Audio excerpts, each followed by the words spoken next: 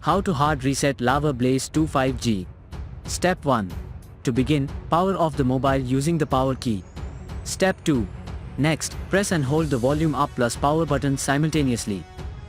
Step 3. You will enter recovery mode. Here, use the volume rocker to navigate and the power key to make selections.